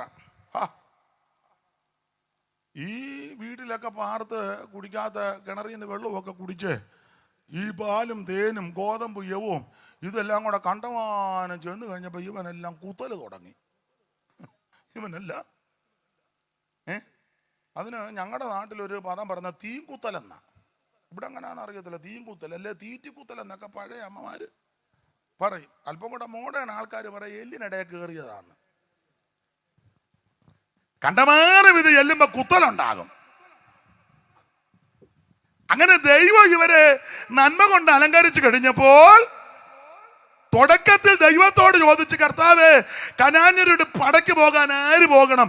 അപ്പൊ ദൈവം പറഞ്ഞു യഹൂദ പോകട്ടെ എന്ന് പറഞ്ഞാൽ തുടക്കം ദൈവാലോചന ചോദിച്ച. പക്ഷെ വീടും നന്മയും ചുറ്റുപാടും വണ്ടിയും കാറും ലോറിയും ഫിക്സഡും ഒക്കെ ആയിക്കഴിഞ്ഞപ്പോൾ ഇപ്പൊ മുകളിലോട്ട് ചോദിക്കുമല്ലോ. ഓരോരുത്തർ ബോധിച്ച പോലെ അങ്ങ് പോവുക. 21-ാം അധ്യായം വന്നപ്പോ തനിക്ക് ബോധിച്ച പോലെ. ദൈവത്തിന് മഹത്വം. നേരത്തെ എല്ലാവരും ഒന്ന് ശോധന ചെയ്തോണം. ആട്ടെ, ഞാൻ വിവരിക്കുന്നില്ല. എന്തുവാ രണ്ടുപേരും പറഞ്ഞു? ഏതാണ്ട് പറഞ്ഞു. വാക്യമാണ്. ന്യായാധിപന്മാരുടെ പുസ്തകം 1-ാം അധ്യായത്തിന്റെ 1 തുടക്കം. 17-ാം അധ്യായത്തിന്റെ 6 ബോധിച്ച പോലെ. 21-ാം അധ്യായത്തിന്റെ 20 തനിക്ക് ബോധിച്ച പോലെ. ഇനി 36-ാം അധ്യായത്തിൽ ബോധിച്ചവരെ തെരഞ്ഞെടുത്തു. അപ്പൊ ചുരുക്കി പറഞ്ഞാൽ ഇങ്ങനെ ബോധിച്ച പോലൊക്കെ ജീവിച്ചപ്പോ തമ്പുരാന് മനസ്സിലായി ഇവനെ എല്ലാം ഇങ്ങനെ കയർ ഊരി വിട്ടാൽ സഭയ്ക്കകത്ത് അങ്ങനെ കയർ ഊരി വിടരുത്. യാഗപീഠത്തിന്റെ കൊമ്പുകളുള്ള യാഗപശുവിനെ കയർ കൊണ്ട് കടി. ഇതിന് പ്രമാണമുണ്ട്. ചിലർക്ക് ഇതിനൊരു ബെല്ലും പ്രയോഗിക്കില്ലെന്നാ. എടാ, സഭയ്ക്ക് പ്രമാണമുണ്ട്, ഇതിനകത്ത് വ്യവസ്ഥയുണ്ട്. ഉണ്ടെന്ന് ചുമ്മാ ചിലരൊക്കെ ചുമ്മാ കണ്ടറക്കാള് കളിച്ച് കിടക്കാന്ന്. തോന്നുമ്പം വരിക, തോന്നുമ്പോൾ ഇറങ്ങിപ്പോവാ. ഞാൻ ഞങ്ങളുടെ അവിടെ സഭായം നടക്കുമ്പോൾ ഒരുത്തന്നെ ഇറങ്ങിപ്പോയി ചോദിക്കും, എവിടെ പോകാടാന്ന് ഞാൻ ചോദിക്കും. അറിയണ്ടായോ? ഇവനെ കാലത്ത് ഇവൻ ബോംബ് വെക്കാൻ പോവാണെന്ന് നമ്മളങ്ങനെ അറിയുന്നത്? എല്ലാവനും എന്നെ ഗുണപ്പെട്ടതാണോ? അതിനകത്ത് കയറുന്നവന് നമുക്ക് ഉത്തരവാദിത്വമുണ്ട്. തന്നെ എന്നെ ചോദിക്കാൻ കാര്യം, ഇതിനകത്ത് വരുന്ന സകല എണ്ണത്തിനെ പറ്റി ഞാൻ കണക്ക് കൊടുക്കേണ്ടതാ. അല്ല നിങ്ങളുടെ ഓത്ര കാഴ്ച മാത്രം എടുത്ത് വെച്ച് അടിച്ച് ഇരിക്കുകയല്ല. ഓരോരുത്തരുടെ പേര് പറഞ്ഞ് പ്രാർത്ഥിച്ച് സ്വോത്രം ചെയ്ത് ദൈവസന്നിധി കണക്ക് കൊടുക്കണം. അതുകൊണ്ട് കാര്യങ്ങൾ നന്നായിട്ട് അറിയണം. ദൈവത്തിന് മഹത്വം. ബോധിച്ച പോലെ നടന്ന് ഇങ്ങനെ നടന്നപ്പോൾ തമ്പുരാൻ തീരുമാനിച്ചു, വെള്ളപ്പൊക്കം കൊണ്ട് ജലപ്രളയം കൊണ്ട് ഇതിനെ മുഴുവൻ നശിപ്പിക്കും. അതുകൊണ്ട് ആ നോഹയ്ക്ക് കൃപ ലഭിച്ചു. നോഹയോട് ദൈവം അരുളി ചെയ്തു, നീ ഗോപേർമനെ കൊണ്ട് പെട്ടകം കേട്ടല്ലോ, പെട്ടകമുണ്ടാക്കി എല്ലാവരോടും പ്രസംഗിച്ചു. പക്ഷെ എല്ലാവരും ഒന്നും കേട്ടില്ല. ഞാൻ ആ വേദപുസ്തകം വായിച്ചു, സന്ധ്യയ്ക്കും വായിച്ചപ്പോൾ എനിക്ക് സന്തോഷം. നോഹയുടെ കുടുംബം ഇതിനകത്ത് കയറി. എത്രയോ ആയിരക്കണക്കിന് ആൾക്കാരോട് നോഹ പ്രസംഗിച്ചു. ഒരെണ്ണം ഇതിനകത്ത് വന്ന് കേറിയില്ല. ഏതാണ്ട് 120 കൊല്ലത്തോളം നോഹ പ്രസംഗിച്ചു. ഒരുത്തം കേറിയില്ല. പക്ഷെ മൃഗജാതി, ഇഴജാതി, പറവജാതി ഒരൊറ്റ ആനയുടെ അടുക്കൽ പോലും ചെന്ന് വന്നാട്ടെ കേറ്, പുലി വന്നാട്ടെ കേറ് എന്ന് നോഹ പറഞ്ഞില്ല. അവിടെ ഒരു വാക്യമാണത്, ഇതുങ്ങളെല്ലാം ഇങ്ങോട്ട് വന്നെന്നാ.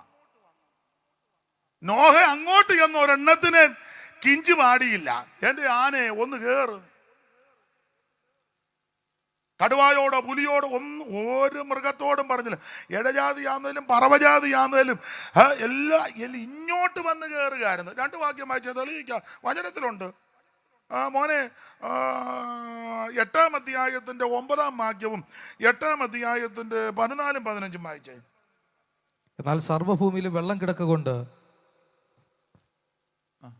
പ്രാവ് കാൽ വെപ്പാൻ 7-ാം അധ്യായത്തിന്റെ 9-ാം വാക്യവും 7-ാം അധ്യായത്തിന്റെ 14-ാം വാക്യവും ദൈവം നോഹയോട് കൽപ്പിച്ച പ്രകാരം ഈരണ്ട് ആണും പെണ്ണുമായി നോഹയുടെ അടുക്കൽ വന്ന് പെട്ടകത്തിൽ കടന്നു. നോഹ അങ്ങോട്ട് ചെന്നില്ല. മൃഗത്തിന്റെ വെളിവ് പോലും ഇല്ലല്ലോ. അതെല്ലാം നോഹയുടെ അടുക്കലോട്ടാ വന്നെ. ഒന്നുകൂടെ വായിച്ച മോനെ, എല്ലാരും കേട്ടില്ലെന്ന് തോന്നുന്നു. ദൈവം നോഹയോട് കൽപ്പിച്ച പ്രകാരം ഈരണ്ട് ആണും പെണ്ണുമായി നോഹയുടെ അടുക്കൽ വന്ന് പെട്ടകത്തിൽ കടന്നു. ഒരൊറ്റ മൃഗത്തിനെടുക്ക പോയി നോഹ പറഞ്ഞില്ല കേറണത്. കാരണം മൃഗത്തിന്റെ വിവരം പോലും. പണ്ട് സർവേപ്പള്ളി രാധാകൃഷ്ണൻ ഒരിക്കൽ പറഞ്ഞ, എസ് രാധാകൃഷ്ണൻ, ഇന്ത്യയുടെ പ്രസിഡന്റായിട്ടിരുന്ന മഹാനായ വ്യക്തി, ഉന്നതനായ മനുഷ്യനാ.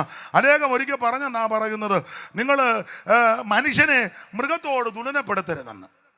മനുഷ്യനെ മൃഗത്തോട് തുലനപ്പെടുത്തരുത്. അതിന് മറുപടി എന്നാന്ന് ചോദിച്ചാൽ മൃഗത്തിന്റെ സ്റ്റാൻഡേർഡ് പോകുമെന്ന്.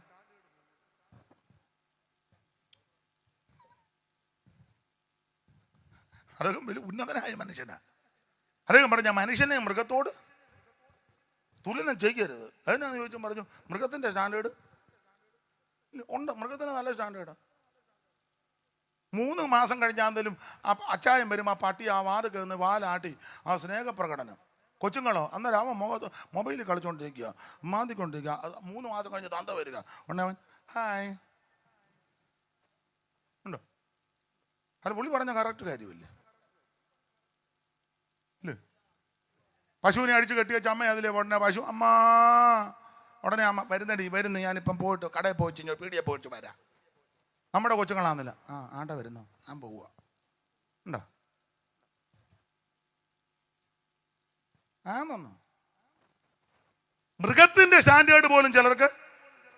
അയ്യോ, വിലാപങ്ങളുടെ പുസ്തകത്തിലുണ്ടല്ലോ, ഞാൻ വചനത്തിൽ നിന്ന് തെളിയിക്കാം. മോനെ, ഞാൻ റബ്ബറിന് സംഘം മറന്നു പോയി. സഹോദരിമാർക്കറിയാം മൃഗത്തിന്റെ സ്റ്റാൻഡേർഡ്. ഈ കുറുനരി കുഞ്ഞുങ്ങൾക്ക് മുല കൊടുക്കുന്നെന്ന്. നിങ്ങൾ ആ വാക്ക് ഏതായാലും സമയം പോയി അതുകൂടെ വായിച്ചു പോവാം. ഉള്ള കാര്യമാ, വചനത്തിൽ നിന്നായി പറയുന്നത്. വചനത്തിൽ നിന്നാ. മോനെ ആരെങ്കിലും കണ്ടെങ്കിൽ എടുത്തൊന്ന് വായിച്ച്. കുറുനരികൾ കുഞ്ഞിന് മുല കൊടുക്കുന്നെന്ന്. പെട്ടെന്ന് പെട്ടെന്ന് ഇത് വായിക്കുക, ഉടനെ നിർത്തുക. അന്നേരം 10 മണിയാകും. 10 വരെ എടുക്കാനാ പുള്ളി പറഞ്ഞ്. ഞാൻ ആ റബ്ബറിന് സംഘം മറന്നു, എല്ലാം ഇപ്പോൾ ഓർത്തിരിക്കുന്നില്ല.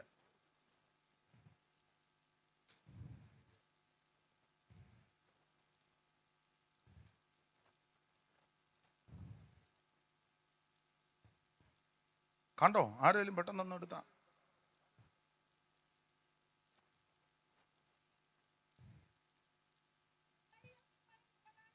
അതാരാ വായിച്ചേ?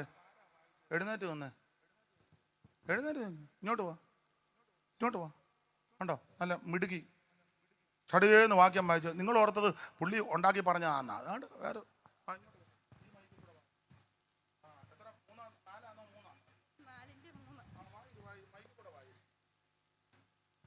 കുറുനരികൾക്ക് പോലും മുല കാണിച്ച് കുട്ടികളെ കുടിപ്പിക്കുന്നു. കുറുനരികൾക്ക് പോലും മുല കാണിച്ച് കുട്ടികളെ കുടിപ്പിക്കുന്നു. അപ്പോൾ പേരെന്തുവാ? റീജ. ഏത് സഭയിലാ കൂടുന്നത്? പാസ് എന്ത് ചെയ്യും? എവിടെ എഴുന്നേക്ക് പാസ്. നല്ല സഹോദരിയാ കിട്ടിയേക്കുന്നത്. സ്തോത്രം, ദൈവം അനുഗ്രഹിക്കട്ടെ.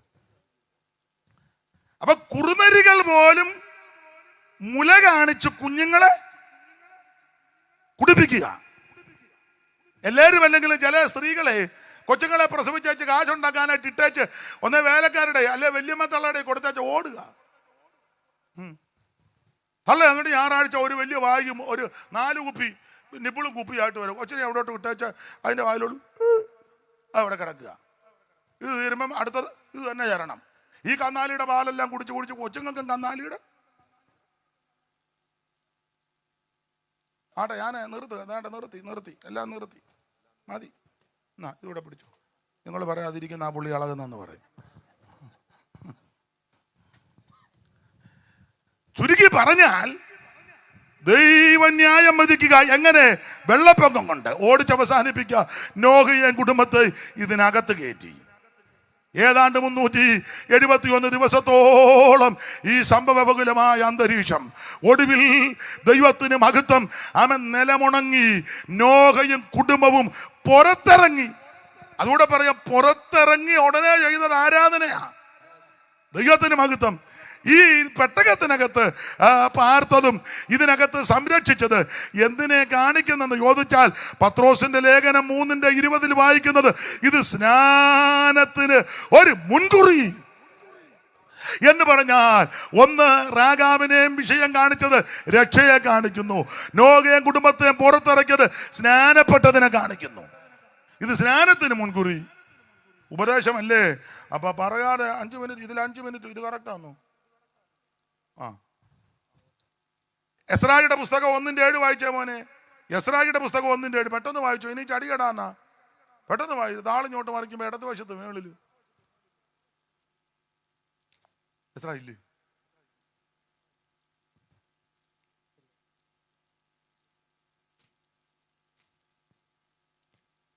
നെബൂഖദ്നേസർ യെരൂശലേമിൽ നിന്ന് കൊണ്ടുപോയി തന്റെ ദേവന്മാരുടെ ക്ഷേത്രത്തിൽ വെച്ചിരുന്ന നെബൂഖദ്നേസർ രാജാവ് യെരൂശലേമിൽ നിന്ന് കൊണ്ടുപോയി തന്റെ ദേവന്മാരുടെ ക്ഷേത്രത്തിൽ വെച്ചിരുന്ന യഹോവാലയം വക ഉപകരണങ്ങളും കോരേശ് രാജാവ് പുറത്തേക്കെടുപ്പിച്ചു. ദൈവാലയം വക മുഴുവൻ പാത്രവും സമയമായപ്പോൾ പുറത്തെടുപ്പിച്ചു. ചരിത്രമൊക്കെ പറഞ്ഞ് പ്രസംഗിക്കേണ്ടതാ. ഇപ്പം സിദക്കിയാവിന്റെ കാലത്ത് ഇവരെ പിടിച്ചുപോയാടെ കണ്ണും കുത്തി പൊട്ടിച്ച് കൊണ്ടുപോകാൻ ഒത്തിരി കാര്യമുണ്ട്. പ്രമാണം വിട്ട് വ്യവസ്ഥ തെറ്റി പുരോഹിതന്മാരും പ്രമാണം വിട്ട് ദൈവദാസന്മാരെ ദൂഷിച്ച് ഉപശാന്തി ഇല്ലാതാകുവോളം പ്രശ്നമുണ്ടാക്കിയത് കൊണ്ട് ഇവരെ പ്രവാസത്തിലോട്ട് കൊണ്ടുപോകുക. അങ്ങനെ നെബൂഖദ്നേസർ രാജാവ് വന്ന് ഇവരെ അടിമകളായി കൊണ്ടുപോയി ദൈവാലയം വക സകല ഉപകരണങ്ങളും ഇവൻ പിടിച്ചെടുത്ത് ബാബേലിൽ ദേവന്റെ ക്ഷേത്രത്തിനകത്തുകൊണ്ട് അടച്ച് മുദ്രയാക്കിയിട്ട് പറഞ്ഞു, ഇനി ഒരൊറ്റ ഉപകരണം വെട്ടം കാണുകയില്ല. എന്നാൽ യിരെമ്യാ പ്രവാചകന്റെ പ്രവചനത്തിന്റെ നിവൃത്തി എന്ന വണ്ണം 25:12, 29:12, 2 വൃത്താന്തം 36:21, ദാനിയേൽ 9:2 ഒക്കെ പഠിക്കുമ്പോൾ 70 കൊല്ലം കഴിഞ്ഞപ്പോൾ കോരശിന്റെ മനസ്സിനെ ദൈവം ഉണർത്തി. അവ കൽപ്പന പുറപ്പെടുവിച്ചു. ദൈവാലയം വക പാത്രങ്ങൾ മുഴുവൻ സമയത്ത് ദൈവം പുറത്തടിപ്പിച്ചു. ഇതെന്തോ പാത്രമാ? ആലയത്തിലുള്ള പാത്രമാ എന്ന് പറഞ്ഞ ആരാധനയ്ക്കുള്ള പാത്രമാ. ദൈവത്തിന് മഹത്വം. ആ പാത്രം ഏതാണ്ട് 5400 പാത്രം കണക്കുണ്ട് അവിടെ, ഇല്ലയോ? പിന്നെ മടക്കിയോ? പൊന്നും വെള്ളിയും കൊണ്ടുള്ള ഉപകരണങ്ങൾ ആകെ 5400. 5400. എന്റെ ഭാഷയെ പറഞ്ഞ ഒരു സ്പൂണ് പോലും ഇടാതെ മുഴുവൻ പാത്രവും സമയമായപ്പോൾ ദൈവം പുറത്തിറക്കി. തനിക്കുള്ളവയെ പുറത്തു കൊണ്ടുവരുന്ന ദൈവം രാഘവനെയും കുടുംബത്തെയും പുറത്തിറക്കി രക്ഷ, നോഹയെയും കുടുംബത്തെയും പുറത്തിറക്കി സ്നാനം. അങ്ങനല്ലേ പ്രസംഗിച്ച് കയറണ്ടേ? ദൈവാലയം വക ഉപകരണം മുഴുവൻ പുറത്തിറക്കി ആരാധന. ഒരു കാര്യം കൂടെ പറയണം. ഉൽപ്പത്തി പുസ്തകം 19-ാം അധ്യായത്തിൻ്റെ, ഞാൻ ആ റെഫറൻസ് അങ്ങ് മറന്നു. ഉൽപ്പത്തി 19 മോനെ അതിന്റെ 16, 17 ഒന്ന് വായിച്ചേ. അവൻ താമസിച്ചപ്പോൾ നന്നായിട്ട് വായിക്കും, ഉറക്കെ വായിക്കും. അവൻ താമസിച്ചപ്പോൾ ഒന്നുകൂടെ വായിച്ചേ. അവൻ താമസിച്ചപ്പോൾ യഹോവ അവനോട് കരുണ ചെയ്യുകയാൽ ആ പുരുഷന്മാർ അവനെയും ഭാര്യയെയും, അവനെന്ന് പറഞ്ഞ അവനെന്ന് തന്നെ പറഞ്ഞ അവൻ ലോത്ത്, മിസ്റ്റർ ലോത്ത്, അവനെയും ഭാര്യയെയും 2 പുത്രിമാരെയും കൈക്ക് പിടിച്ച് പട്ടണത്തിന് പുറത്ത് കൊണ്ടുപോയി ആക്കി. അവരെ പുറത്തു കൊണ്ടുവന്ന ശേഷം മതി ലോത്തിനെയും കുടുംബത്തെ പുറത്തിറക്കി. എവിടുന്ന് പുറത്തിറക്കി? എവിടുന്ന്? അവൻ പട്ടണത്തിന് പുറത്ത് കൊണ്ടുപോയി. ഏത് പട്ടണം?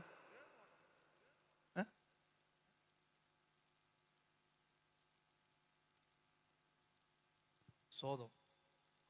ആ 2 ദൂതന്മാർ വൈകുന്നേരത്ത് സോതോമിലെത്തി.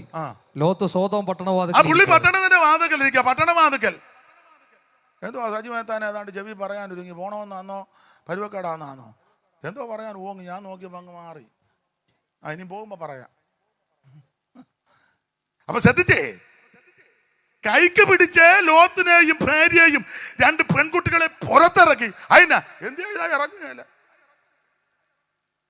ദൂതന്മാര് വൈകുന്നേരത്ത് വന്നതാ. ഈ തള്ളച്ചി എന്ത് ചെയ്താ? അച്ഛാ ഞാൻ തന്തൂരി കഴിച്ചേച്ചിറങ്ങാന്ന്. ലോകത്ത് പറഞ്ഞെടി നമ്മൾ തന്തൂരിയാകാൻ സാധ്യത. മേളിൽ നിന്ന് കത്തി ഇറങ്ങുക. സൈമൺ സാർ കൊടുത്തൊരു പദമുണ്ട്, ജ്വലന കന്നക്കട്ടകളിലൂട്ട നടുവിലിടിവാളുകൾ, മിന്നലും ഇടിയും കൂടെ ഒന്നിച്ചിറങ്ങുക. ജ്വലന കന്നക്കട്ടകളിലിട്ട നടുവിലിടിവാളുകൾ, ജാതരോക്ഷം പരന്നാകാശവീതിയിൽ, പ്രളയമതിൽ ഉയരും ഒരു ചണ്ടവാദങ്ങളും പ്രത്യുൽക്രമിച്ചു നിഷ്പ്രത്യൂഹമാംവിധം. നിമിഷ സമയം കൊണ്ടു ദിവ്യ ശുശുഷ്കണി നിർഗളിച്ചാമ്പരതിക്കിൽ നിന്നക്ഷണം വലിയ നിലയങ്ങളും വൻമാളികകളും വൻപരിൻ പൗരരാം സകലതും കത്തി ഇറങ്ങുക. തുരകരമയ വൃഷഭാദികൾ തുരകം കുതിര കത്തി, കുതിര ലയമെല്ലാം കത്തിയെന്ന്. തുരക കരം കഴുത, തുരകര മയം ഒട്ടകം, തുരകരമയം മയ ഒട്ടകക്കൂട്ടം മൊത്തം കത്തി. തുരകരമയ മഹിഷം പോത്തും പോത്തനും എല്ലാം കത്തി. തുരകരമയ മഹിഷം ഋഷഭാദിയാൽ ഋഷഭം കാള, അപ്പം സകല എണ്ണത്തിനെയും കത്തിക്കുക. തുരകരമയ മഹിഷം ഋഷഭാദിയാൽ തുന്തിലമായുള്ള നാട്ടിൻ പുറങ്ങളും കിരണമുട്ട കരട്ടി പുല്ലിക്കാട്ടാട് ജംബുകം കുറുക്കം വരെ കത്തി. സകലതും എല്ലാം ചൊല്ലാൻ നേരമില്ല. യവമഭിജ ഗോതമ്പ് ചോളം ചണം മല്ലി തീരകം നാരകം ഗോസ്തനി വല്ലികൾ യവം എല്ലാം കത്തി. യവമഭിജ ഗോതമ്പ് ചോളം ചണം മല്ലി ജീരകം നാരകം ഗോസ്തനി വല്ലികൾ ഒലിവ് മരമത്തിയും ദേവതാർവാദികൾ ഒക്കെയും ഭസ്മീകരിച്ചു നൽപീടയാൽ ആഗ്നേയ പീഡ വന്നു, അടിച്ച് കത്തിച്ചു ദൈവം. അപ്പൊ അതിനു മുമ്പ് ഈ ലോത്തിനെയും കുടുംബത്തെയും പുറത്തിറക്കാണ്. ഇയാൾ തന്നെ പട്ടണവാതിൽക്ക് പോയിരിക്കുക. ആരാ? ലോത്ത്. പട്ടണവാതിൽക്കൽ സാധാരണ ഇരിക്കുന്നത് പ്രമാണിയാ, മൂപ്പനാ, നാട്ടിലെ പ്രമുഖനാ പട്ടണവാതിൽക്കൽ. അതല്ലയോ രൂത്തിന്റെയും ബോവസിന്റെയും കല്യാണത്തിന്റെ പട്ടണത്തിലിരുന്ന മൂപ്പന്മാരല്ലേ പറഞ്ഞ്. എന്തിനാ പട്ടണവാതിൽക്കൽ ഇരിക്കുന്നത്? പട്ടണവാതിൽക്ക് ഇരിക്കാൻ കാര്യം ന്യായം നടത്തി കൊടുക്കണം. തെറ്റാന്നും ശരി ശരിയാന്നും അതിനാ പട്ടണവാതിൽക്കൽ. ഇയ്യോബ് പട്ടണവാതിൽക്ക് പോയി ഇരിക്കുമായിരുന്നു. അങ്ങനല്ലയോ മോനെ? 29:7 വായിച്ച് വാക്യം അങ്ങ് വെളിപ്പെടുക. അതുകൊണ്ട് അങ്ങ് പറഞ്ഞെന്ന് ഇവിടെ നിർത്തുക. അതെല്ലാം എല്ലാം മടക്കി വെച്ചു. ഞാൻ പുറപ്പെട്ടു പട്ടണത്തിലേക്ക് പടിവാതിൽക്കൽ ചെന്ന്. പട്ടണത്തിന്റെ പടിവാതിൽക്കൽ ഇയ്യോബ് പോയിരിക്കുക. എന്തിനാ പട്ടണത്തിന്റെ പടിവാതിൽക്കൽ പോയിരിക്കുന്നത്? വിശാല സ്ഥലത്ത് എന്റെ ഇരിപ്പിടം വെക്കുമ്പോൾ പട്ടണത്തിന്റെ വാതിൽക്കൽ ഇരിപ്പിടം വെക്കുമ്പം യൗവനക്കാർ എന്നെ കണ്ടിട്ട് ഒളിക്കും, വൃദ്ധന്മാർ എഴുന്നേറ്റ് നിൽക്കും, പ്രഭുക്കന്മാർ സംസാരം നിർത്തി കൈകൊണ്ട് വായ് പൊത്തും. പുള്ളി സംസാരിക്കുന്നു, അത്ര പ്രമുഖനാ. എല്ലാ വാക്യവും വായിക്കാൻ നേരമില്ല. 12 മുതൽ വായിച്ച മോനെ. നിലവിളിച്ച എളിയവനെയും അനാഥനെയും അനാഥനെയും തുണയറ്റവനെ ഞാൻ വിടുവിച്ചു. പട്ടണവാതിൽക്ക് ഇരിക്കുന്ന ഇതൊക്കെ ചെയ്യണം. നീതി ന്യായമൊക്കെ നടത്തി കൊടുക്കണം. എനിക്ക് ഇന്ന് അങ്ങ് വെളുക്കോളം പ്രസംഗിച്ചാൽ കൊള്ളാന്നുണ്ട്. ഞാൻ അങ്ങ് അടങ്ങുക. ലോത്ത് ഇതൊന്നും ചെയ്തില്ല. ലോത്ത് എന്നെ എടുക്കുകയായിരുന്നു. ഈ നീതി ന്യായവും നടത്തി കൊടുക്കണം, അനാഥനെ വിധവയും സംരക്ഷിക്കണം. പുള്ളി ഇതൊന്നും ചെയ്യുന്നില്ല. പുള്ളി എന്നെ എടുക്കുക മോനെ. ആ 2 ദൂതന്മാർ അവര് ദൂതന്മാർ വന്നിട്ട് പുള്ളി എന്നെ എടുക്കുക. ലോത്ത് സോദോം പട്ടണവാതിൽക്കൽ ഇരിക്കുകയായിരുന്നു. ഇരുന്നോണ്ട് എന്നെ എടുക്കുകയായിരുന്നു. അവരെ കണ്ടിട്ട് ലോത്ത് എതിരേറ്റ് അതൊന്നും അല്ലെന്ന്. പത്രോസിന്റെ 2-ാം ലേഖനം 2:6 വായിച്ചേ. പുള്ളി എന്നെ എടുക്കുകയായിരുന്നു. അവിടെ എഴുതിയിട്ടുണ്ട്. പത്രോസിന്റെ 2-ാം ലേഖനം 2-ാം അധ്യായം 6-ാം വാക്യം. പെട്ടെന്ന്. സോദോം ഗൊമോർ എന്ന പട്ടണങ്ങളെ ഭസ്മീകരിച്ച് ഉന്മൂലനാശത്തെ ന്യായം വിധിച്ച് മേലാൽ ഭക്തികെട്ട് നടക്കുന്നവർക്ക് ദൃഷ്ടാന്തമാക്കി വെക്കുകയും അധർമ്മയുടെ ഇടയിൽ വസിച്ചിരിക്കുമ്പോൾ നേർതോറും അവരുടെ അധർമ്മ പ്രവൃത്തി കണ്ടും കേട്ടും. ഇതാ പുള്ളിയുടെ പരി. ഇത് കാണുകയും പുള്ളി പാപം ചെയ്യുന്നില്ല, പക്ഷെ ചെയ്യുന്ന പാപമെല്ലാം പുള്ളി കാണുക, അഭിപ്രായം പറയുന്നുണ്ട്, കേൾക്കുന്നുമുണ്ട്. പക്ഷെ പട്ടണവാതിൽക്കൽ ഇരിക്കുന്നത് ഇതിനല്ല, ന്യായം പാലിച്ചു കൊടുക്കാനാ. ലോത്ത് ഇത് ചെയ്തില്ല. അതുകൊണ്ട് എന്തോ സംഭവിച്ചു? ഗന്ധകത്തീ വന്ന് സകലഗണത്തിനെ കത്തിച്ച് ചാമ്പലാക്കുന്നതിന് മുമ്പ് ഇവനെയും കുടുംബത്തെയും പിടിച്ച് പുറത്തു കൊണ്ടുവന്നു. ഇതെന്തിനെ കാണിക്കുന്നറിയാമോ? വേർപാടിനെ കാണിക്കുന്നു. നാളെ യോഗമില്ലല്ലോ, അതുകൊണ്ട് ഈ ഉപദേശം ഇങ്ങനെ പറഞ്ഞെങ്കിലും ഒക്കെയുള്ളു. രാഘാവും കുടുംബവും വെളിയിലിറങ്ങിയത് രക്ഷയെ കാണിക്കുന്നു. നോഹയും കുടുംബവും പുറത്തിറങ്ങിയത് സ്നാനത്തെ കാണിക്കുന്നു. സ്തോത്രം. ദൈവാലയ മക ഉപകരണങ്ങൾ പുറത്തിറക്കിയത് ആരാധനയെ കാണിക്കുന്നു. ലോത്തിനെയും കുടുംബത്തെയും പുറത്തിറക്കിയത് വേർപാടിനെ കാണിക്കുന്നു. ഇന്ന് രാത്രി നീ രക്ഷിക്കപ്പെടണം, നീ സ്നേഹപ്പെടണം, നീ അഭിഷേകം പ്രാപിക്കണം, നീ വേർപാട് പാലിക്കണം. ഇത് പാലിച്ച് വേഗം വരുന്ന കർത്താവിനെ എതിരേൽക്കണം. കണ്ണടയ്ക്കാൻ പ്രാർത്ഥിക്കാം. എല്ലാവരും പ്രാർത്ഥിക്കാം. ഇനി എത്രയും അല്പകാലം കഴിഞ്ഞിട്ട് വരുവാനുള്ളവൻ വരും, താമസിക്കത്തില്ല. അവിടുത്തെ വരവിനായി ഒരുങ്ങുവാൻ എല്ലാവരും അല്പസമയം ഒന്ന് പ്രാർത്ഥിച്ചാട്ട് സമർപ്പിച്ച്